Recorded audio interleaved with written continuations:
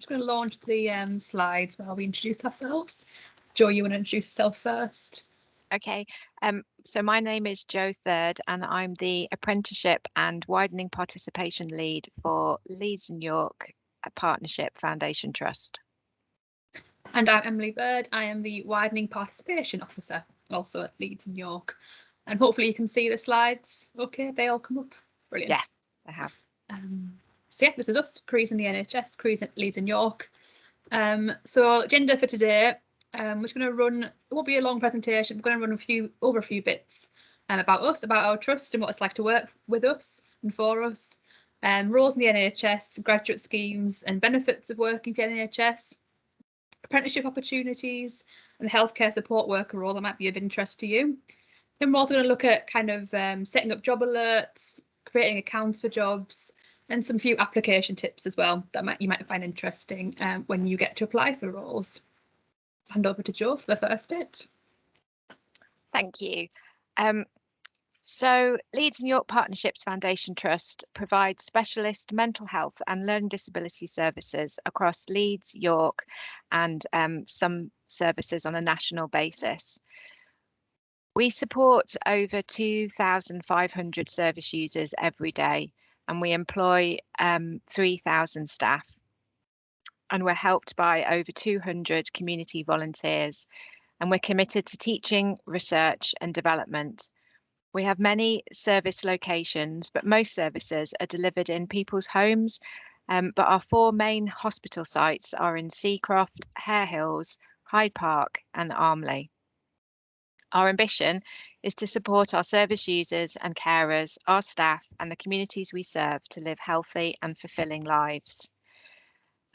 So we offer services to people who need support and treatment for a wide range of mental health conditions, from depression, anxiety and OCD to dementia, bipolar disorder, schizophrenia and people with personality disorders. We support people living with issues such as addictions, eating disorders, or those needing the support of our gender identity service. We have 3 values, which are integrity, caring and simplicity. And they were co-curated by our staff and service users, and they are there to serve as a reminder to us all to behave in a way which is aligned with those trust values. The next slide, please, Emily. So this is just to give you an overview of all the roles in the organisation. So I guess people would first think about the clinical posts, so nurses, allied health professionals such as dietitians and occupational therapists, psychologists and psychiatrists. And obviously we have all those professions in the organisation, but we also have a huge number of non-clinical roles. So from receptionists, administrators, finance roles, human resources, communications, just to make you aware of the huge amount of careers with the NHS. And a lot of the non-clinical roles, you might want to consider entering in a sort of a first line administration post and then being able to develop from there. Next slide, please. Thank you. So just quickly, the benefits of working for the NHS. Obviously, it's the largest employer in the world. We have a fair and transparent pay structure, which is called Agenda for Change. There's a significant benefits package, is very good pension, holidays increase with the amount of years that you've worked for the organisation, but it starts at 27 days plus your bank holidays. The standard working hours are 37.5 hours a week, and then you are paid enhancements for any overtime above those hours. We're increasingly looking at being a flexible, offering as much flexibility as possible to people so they can balance home and work commitments. And as an organisation, we're committed to the continuous professional development and career progression of our whole workforce. And finally, there are a number of health service discounts schemes giving significant discounts to NHS staff. Next slide, please. Thank you. So just just if you don't know about the NHS graduate training schemes, there are three schemes available. So there's the management training scheme. There's also a digital data and technology scheme and an NHS scientist training program. And if you're interested in those, the website addresses are on the screen. But just to tell you a little bit more about the NHS Graduate Management Training Scheme, which is the largest scheme. So that's a 2-year programme, and it's ranked amongst the top 4 leadership development programmes in the country. Its entry requirements is a minimum of a 2-2 degree. And it's a national scheme, so placements are available all over the country, and the starting salary is just over 25,000. And then also, just to tell you about the pre-registration training opportunities. So graduates of other disciplines can undertake approved pre-registration training in 2 years instead of the standard 3 or 4. So for example, with nursing, if your first degree is in psychology or human biology, this might be a route that you might want to consider. Thanks, Emily. So I just wanted to tell you about the apprenticeship in health and social care. So our health care support workers work alongside nursing colleagues and carry out a number of delegated tasks from our nurses. And that role provides an entry level into healthcare and also an opportunity to gain hands-on experience. So the role itself, the wards can be challenging places to work, but also very rewarding as you support people in their recovery, and you will be well supported by the multidisciplinary team working around you. And some of the day-to-day duties that you might become involved with, including possibly supporting people with personal care and dietary needs, but also social and therapeutic activities, social interaction and engagement. Our services require staffing over a 24-hour period, and work does include evenings and weekends. So if you have experience of mental health or learning disabilities, you might want to consider applying straight for a healthcare support worker role, but an alternative is an apprenticeship route. So if you don't have that experience, you could come to the organisation and then develop through an apprenticeship role. So it's a paid role, the apprenticeship. The salary is 18,500. We're offering a fixed contract for 18 months while you undertake the apprenticeship, and that includes a level 2 diploma in health and social care and completion of the care certificate. And at the end of the apprenticeship period, you can move into a substantive band 3 or a permanent band 3 post with a salary of just over 20,000. Thank you, Emily. Great, thank you, Jo. So now we're going to look at how to create an account on our various sites and how to register for job alerts. And this is kind of the best way to stay up to date with any new vacancy postings in the kind of area that you're interested in. It just saves you having to manually check, every day, every other day. And you can manage your own preferences and get alerts as and when that you want them for when new jobs get posted. So we'll run through that. So this is the best way to ensure you get to know about the jobs or jobs that suit you, exactly what you want. And we use 3 main websites to advertise our vacancies. So there's Track Jobs, that's kind of the recruitment management system that most or if not all NHS trusts use. NHS Jobs, which is the nationwide job search function across the entire country, and our own careers page as well, so the Leeds and York careers page. So there's links on the website there, or you can just do a quick Google search and find those sites as well. You can set up alerts for all 3 of those platforms, and you can manage your preferences to how often you hear from us, how often you want to be kind of sent automatic emails. So take a note of those sites and check them out after this webinar. So I'm going to attempt to show a quick 20-second video. There is no sound to this, so if you can't hear anything, that's on purpose. If it doesn't work, we've just wasted 20 seconds of our life, but we'll give it a go. And this just runs through how to sign up for job alerts.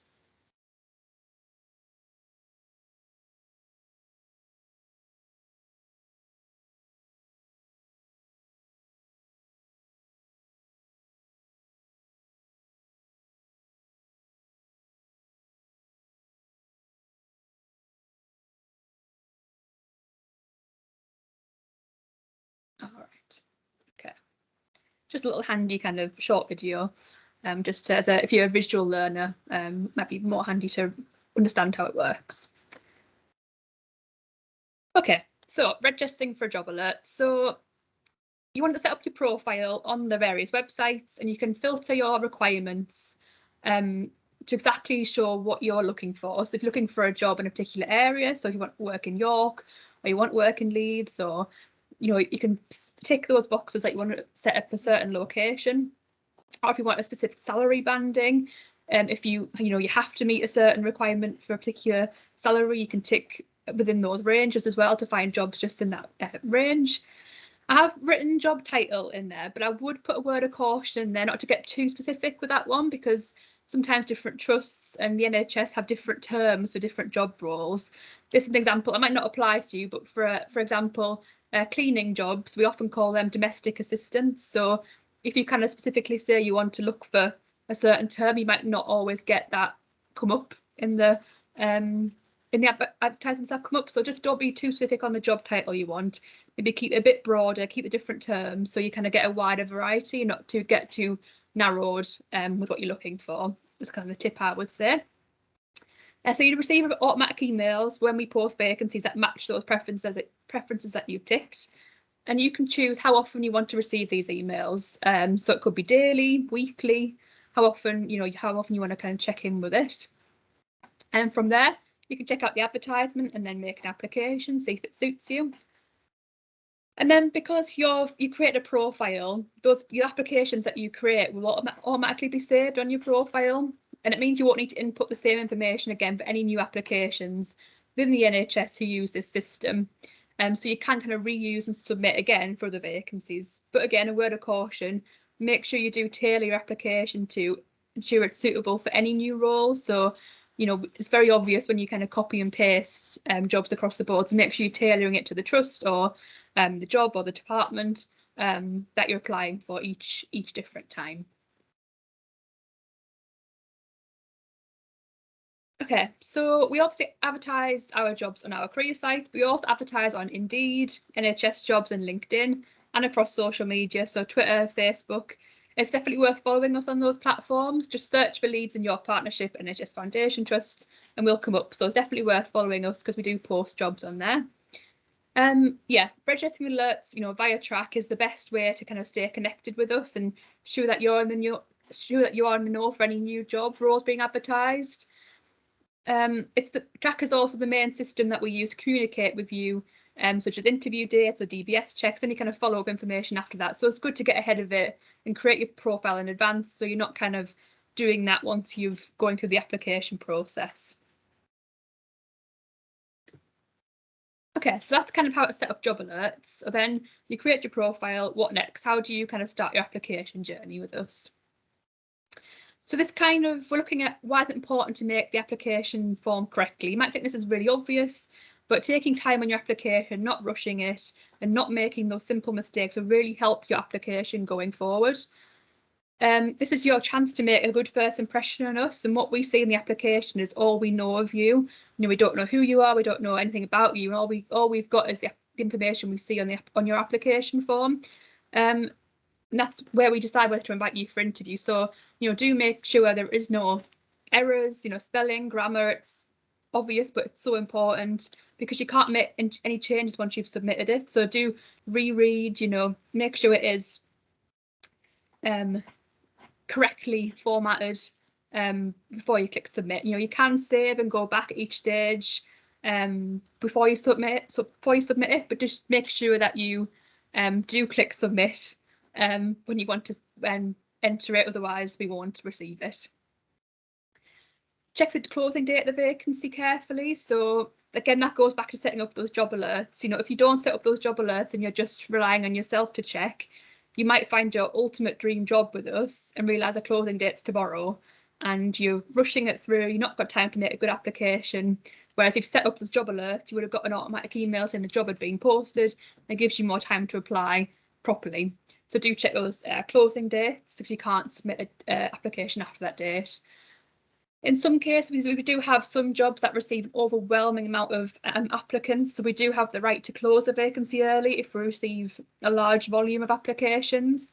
So again, it goes back to setting up those job alerts. Make sure you get your application form as early as possible, so you don't possibly get cut off by an early closing, for example. But it always will say in the advertisement if this role is likely to close applications early, because there are certain positions that we know we will get a large amount of applicants.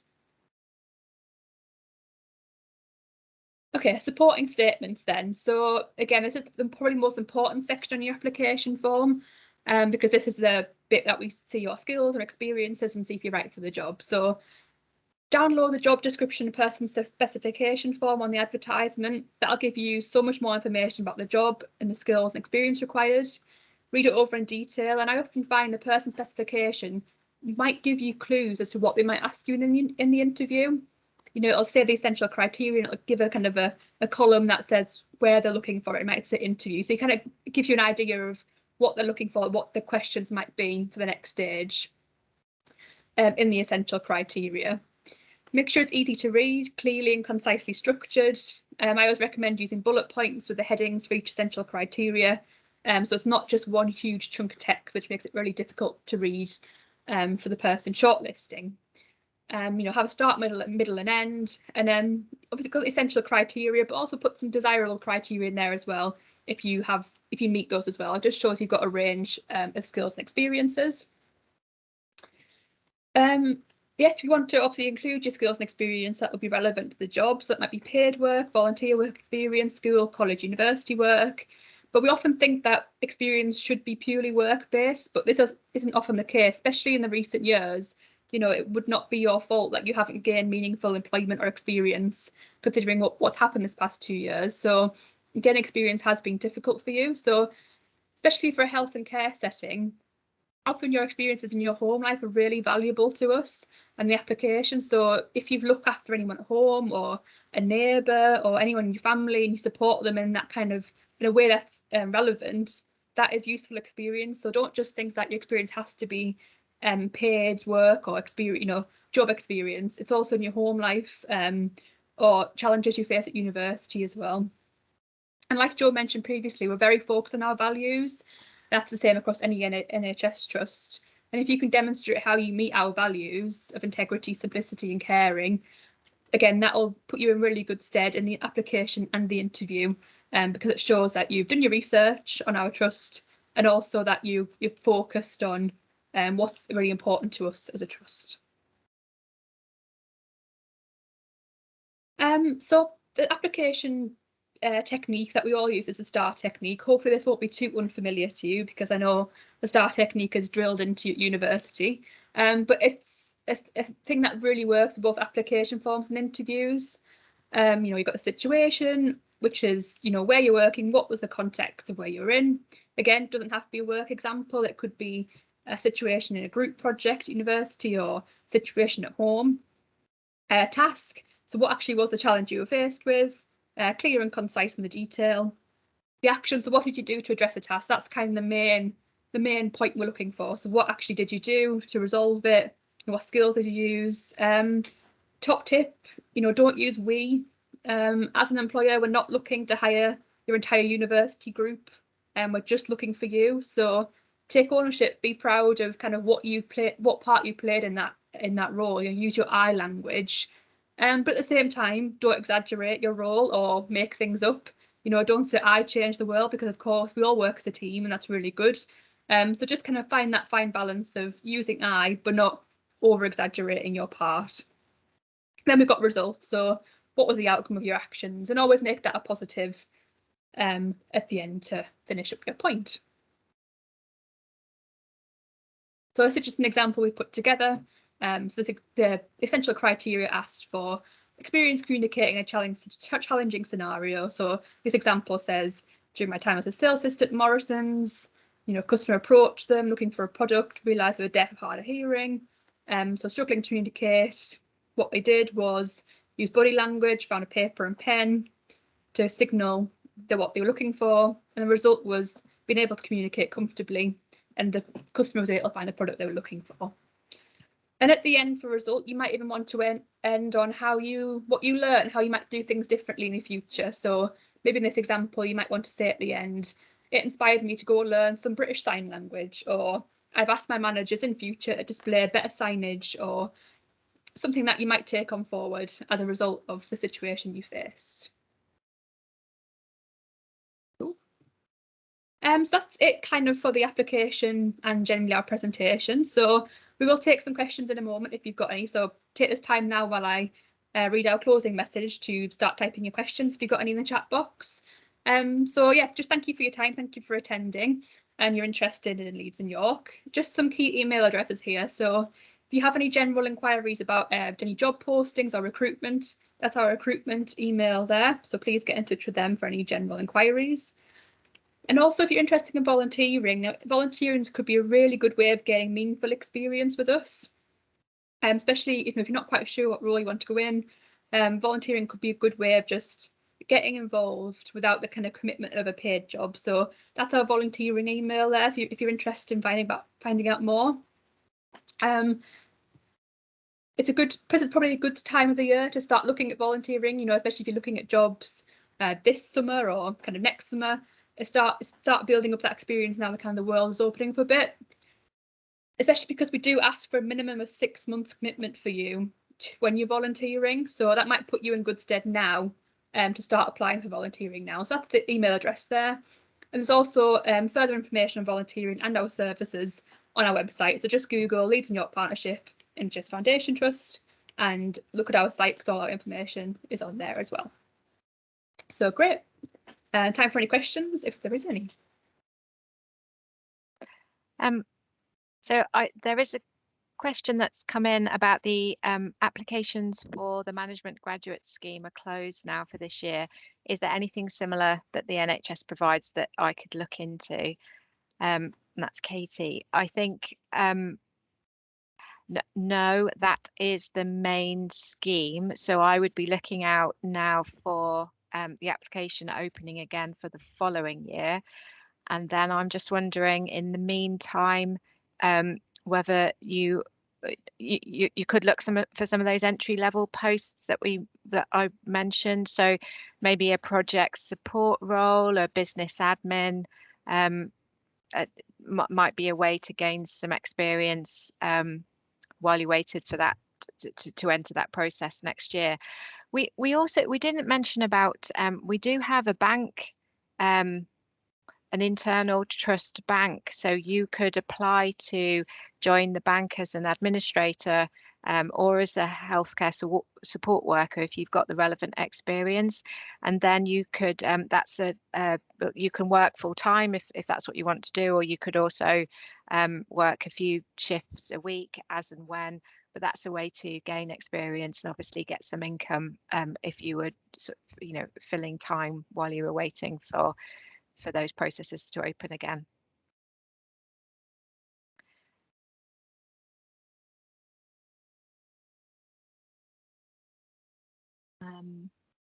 Just waiting to see if there's any more questions coming through. Andrea says, for a graduate position, do you need at least a 2-1 grade? I've definitely seen for kind of the registered, the qualification posts, so like your registered mental health nurse or those kind of positions, you do need at least a 2-1 or above, or a relevant qualification. Yeah, I would say. Otherwise, how many other posts do you require a degree? That's what I mean to say. So any kind of jobs that require a degree, it's usually the 2-1 and above are relevant qualifications. Would that be right, Jo? Yes, I think so. Well, sorry, I just said I'm just thinking. So no, I'm thinking about the job specs and they specify that if it's a post where you do require a degree, I have never actually seen it's on the actual person spec that a level being requested. It's just the qualification. So sorry, I said yes, but I think no, not for the standard entry, into the different advertised roles.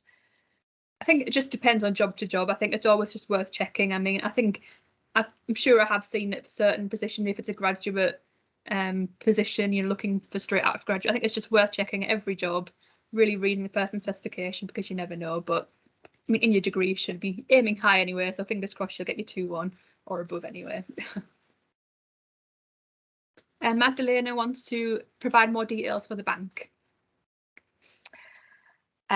Yes, that's a good question, because that just came into my head. So we do have an email address. So if you bear with me, I will have a look for that and I can post it in the chat. The bank is on our website as well. I think they've got a page on the website as well to have a look at. That might have some more information, which might be useful. But yeah.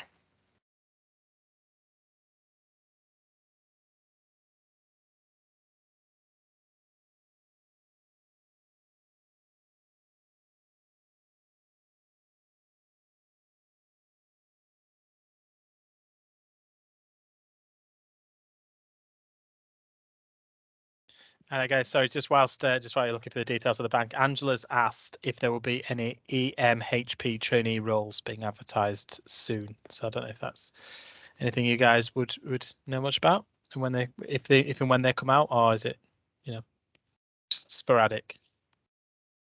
Angela, I'm afraid you're gonna have to explain what an EMHP trainee role is. I'm sorry. There's lots. Yeah. It's the education mental health practitioner roles. I think some of the other trusts have started,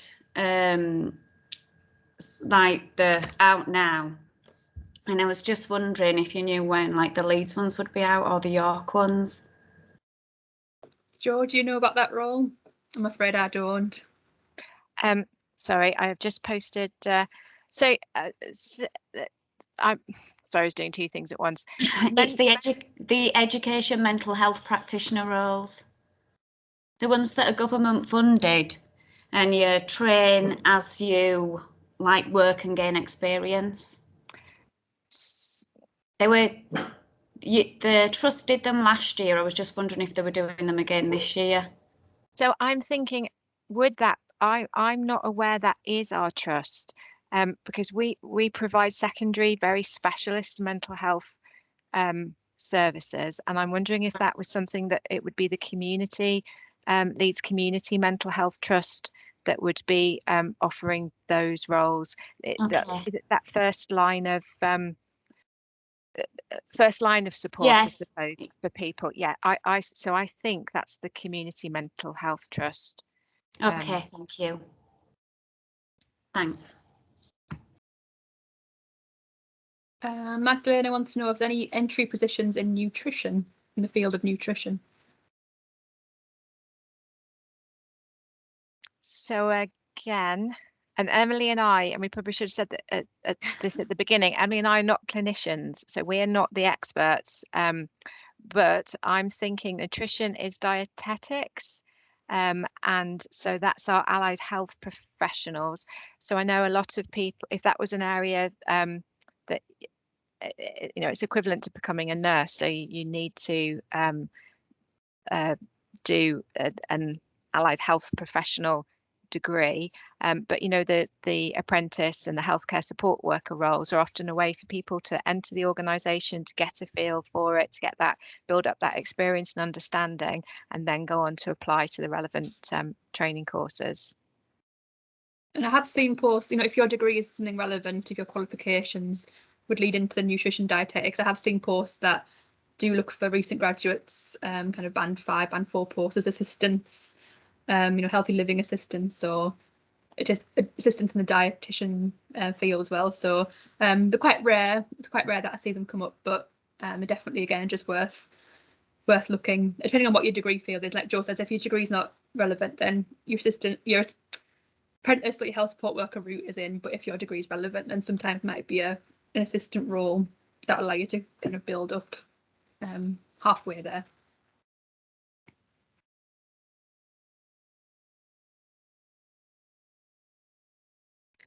Any more questions? Oh, I think Angela's typing again, so we'll just see if that when that question comes through. Sorry, I was just going to type thank you. All right.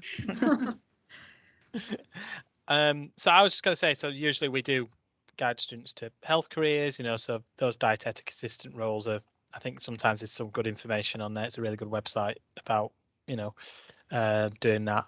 But yeah, no. Are there any more questions to pop in the chat from anyone?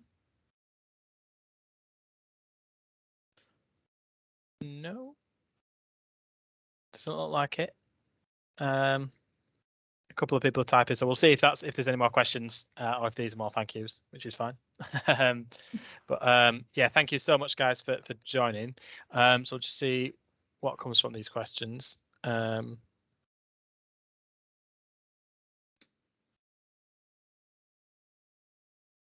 Andrea says thank you, which is really good.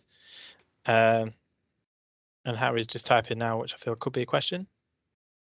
And he's said thank you as well. So thank you so much, guys. I think that's it for the questions. So I'll stop the recording now.